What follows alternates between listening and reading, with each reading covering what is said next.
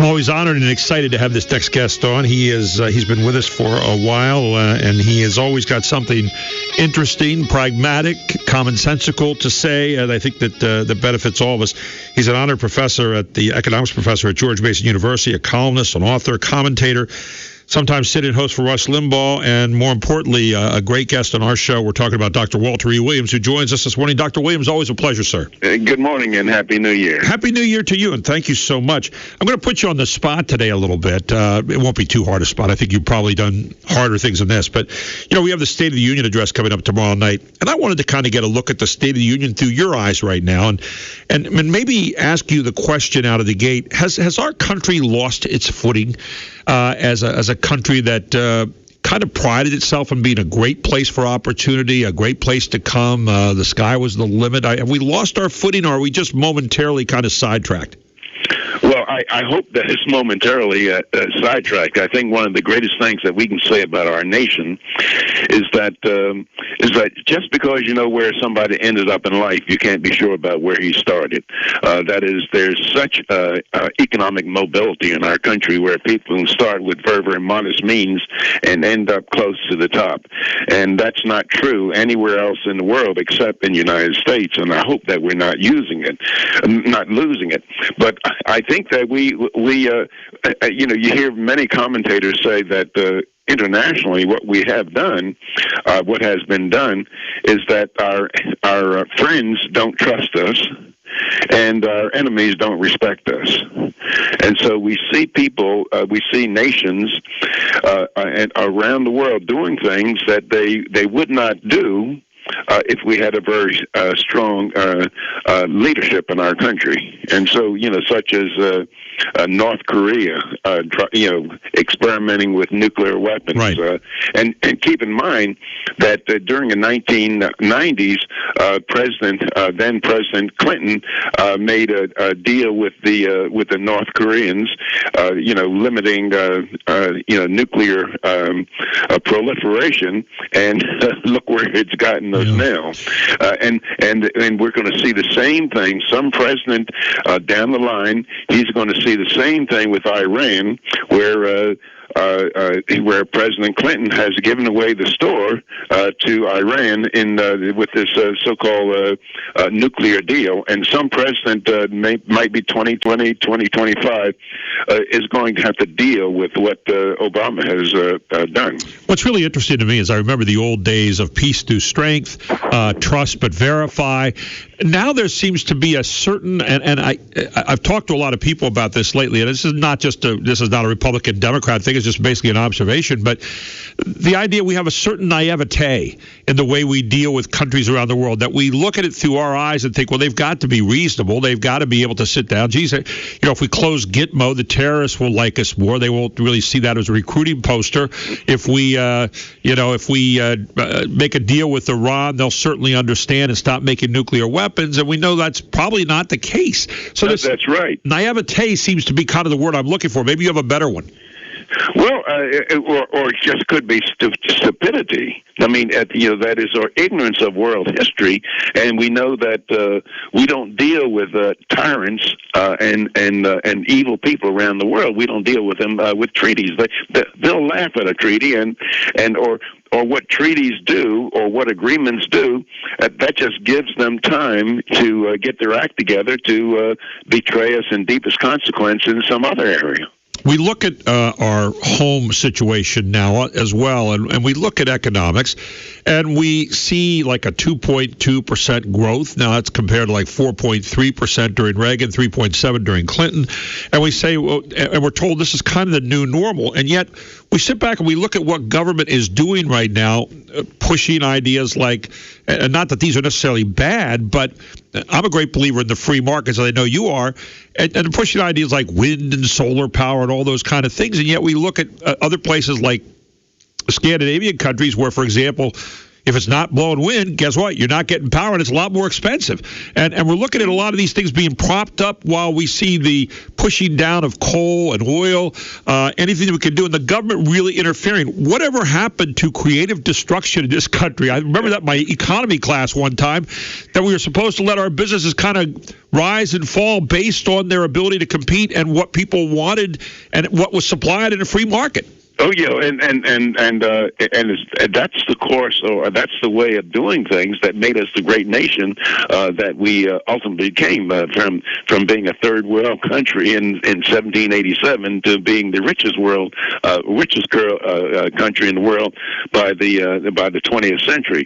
I think that many people I think we Americans have just too much faith in government, and those in government are using that faith to feather their own nest, and in the process destroy the kind of ingenuity that's and the inventiveness that's part and parcel of being an American. I have asked this question a lot lately, and I couldn't wait to ask this of you, but why do we?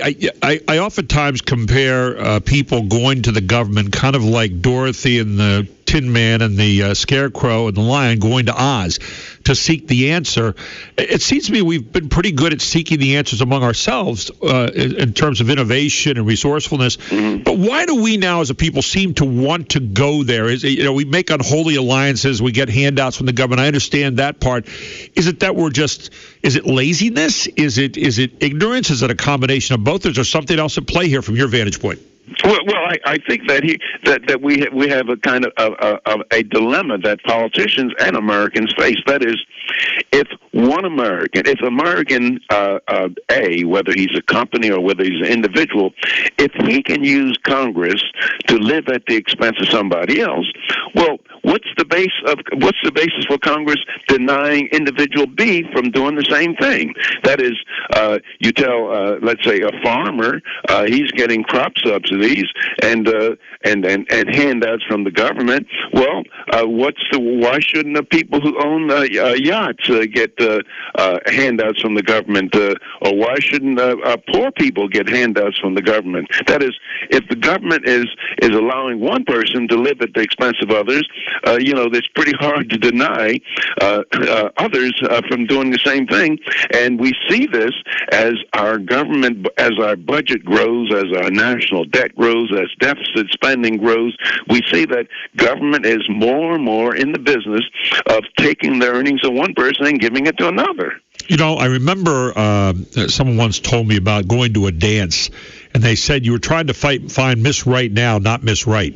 And I kind of look at the way we govern today as that way. It seems like we have our leaders going to the dance all the time, and they're trying to find Miss Right now. For example, we're never seen anybody reform Social Security because of political reasons. We don't see anybody really reforming Medicare because of political reasons. All things that down the line, you even read in your Social Security statement, if nothing is done, it's going to be, you're not going to get back 100% by 2034. I mean, you see all these various things that seem to me to need to be fixed, and it would seem like if we are the America that believes in the greater good for the long term, we will be working on those, and yet it seems more like we're working on the things that are just the here and now right now. Well, if you ask the question, a politician, he is concerned with the here and now. That is, he is running for re-election 2 years from now or either 6 years from now. And so he can't be worrying about what's good for our country in 2040. That is, because if he does what's going to be good for our country in 2040, that may cause him to get thrown out of office right now. And the case in point is Social Security and many of the other programs going to senior citizens who vote in very, very large numbers. And if a politician talks about cutting the goodies that are going to them, he's going to be run out of office on a rail. And so here's the big problem that we face, Gary, is that I think it's hopeless for us to ask a politician to do what he considers to be political suicide. Right. And that is any politician talking about making significant changes to Social Security, which is and Medicare, which are programs that are devastating us financially. If he makes any move towards those, he'll be run out of office. And so I think we can't reasonably expect a politician to do those things for which he considers to be political suicide. And yet, there are many who look out there right now and they feel very uneasy about where our country is at the moment, and they say, well, if not them, then how? I saw where the governor of Texas has suggested that we have a constitutional convention. I've heard different people on the air, Mark Levin, people like that, are pushing for a constitutional convention. There's like 26 states that have various petitions out there for that, and people are saying, should we go back and kind of revamp everything that we're doing? Are we that far down the road that we should be thinking about doing something like that? Well, I'd be afraid of any kind of constitutional convention. The first constitutional convention in 1787 was a runaway constitutional convention, and then the people that we'd be sending to the Constitution would not be moral people like George Mason, Thomas Jefferson, James Madison, and Randolph, and all these people. We'd be sending people like Nancy Pelosi and people who have very, very little respect for the ideas of freedom. That's the kind of people who would be delegates at a new convention. So I would be afraid of reinstating reconvening the Constitutional Convention. In other words, you might have anarchy and chaos before you get done with the whole thing. We could have less liberty than we have now, because a lot of people are against the Second Amendment. They're against the First Amendment, and they're against other amendments that are part of the Constitution, and we could come out of the Constitutional Convention not having those protections. I don't know if you'll watch the President's State of the Union address tomorrow night, but from your vantage point, what are the things that most concern you about the country right now that you'd love to hear the President really delve into?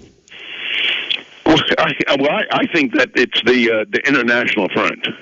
Yeah. I think the threats to the emerging threats to our security that won't show themselves for maybe a decade or two, but I think that the emerging threats to our liberty are the things that we should be focusing on, and the president is not going to talk about those things. He's going to talk about ways to restrict our liberty.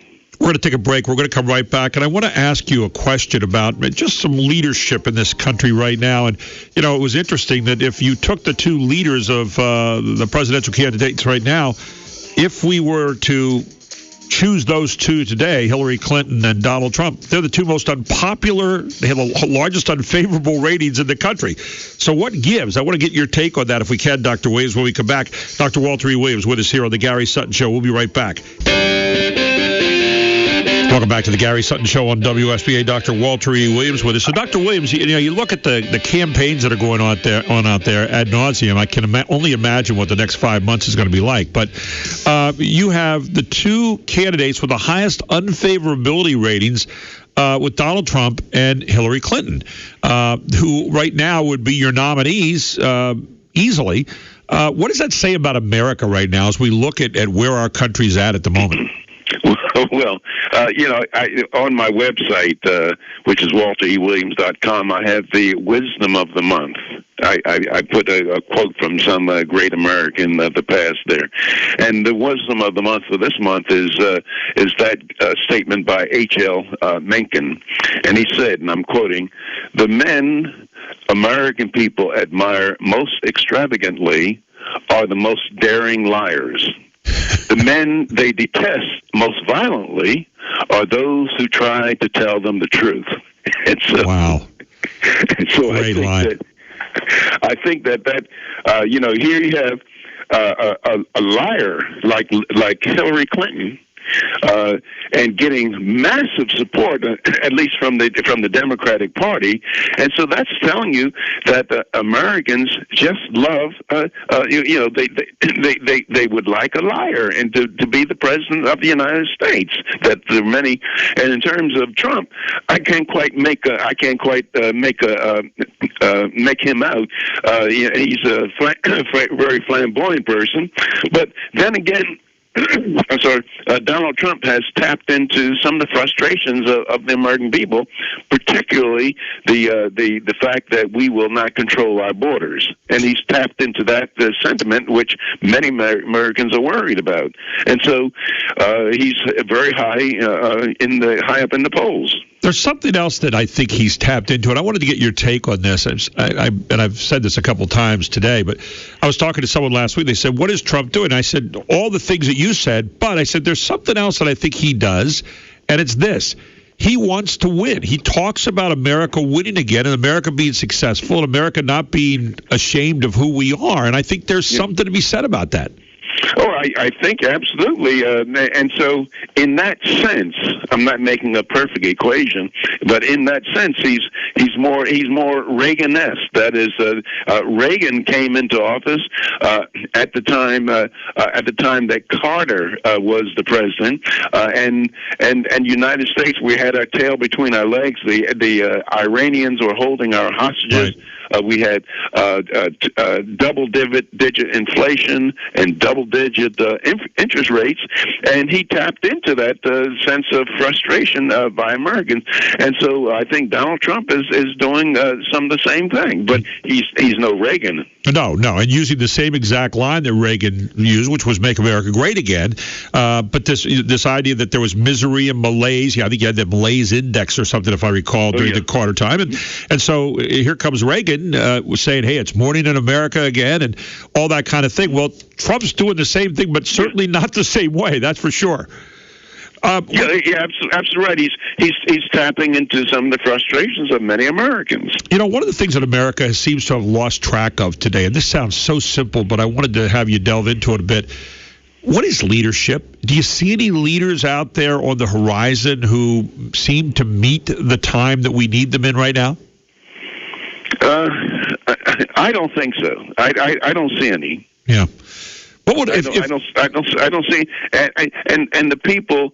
I don't see anybody there that the American people would vote for. And I mean, that is, there might be some very good leaders out there, but the leaders are telling the American people would tell the American people things that the American people do not want to hear. No, that's it. And that's, I guess the question is, what does a leader right now to get this country coming back, circling all the way back down to where we started? What does a leader in your mind right now, what qualities does that leader have to have right now to really help to be a catalyst for getting our country back to its roots? Well, I think our leaders of the past, I think we need to have people who will uphold and defend and respect the United States Constitution and the limited government idea of the founders of our nation. That is, we became a rich nation. We're not a perfect nation, but we became a rich nation because the founders envisioned government being very, very small so that people had the freedom to take care of themselves, to follow their own initiatives, to follow their own values. That's how we became a rich nation. All these programs that we have now, we did not have them in the past. The idea that we can do as much as we humanly can do on our own, and the less government, the better, because the less government means the more freedom you have for choices, the more liberty you have, I think, in the long run, doesn't it? That is absolutely right. See, I learned my lessons well in history and economy. Unfortunately, maybe some of our leaders did not learn those same lessons, or they took different courses or different professors. They should have had you. They'd have been in business, right? I don't know whether that would have done any of them any good. Dr. Williams, Happy New Year to you. Thank you so much for joining us. I look forward to our continued discussion. Take care now. Okay, goodbye. Thank you.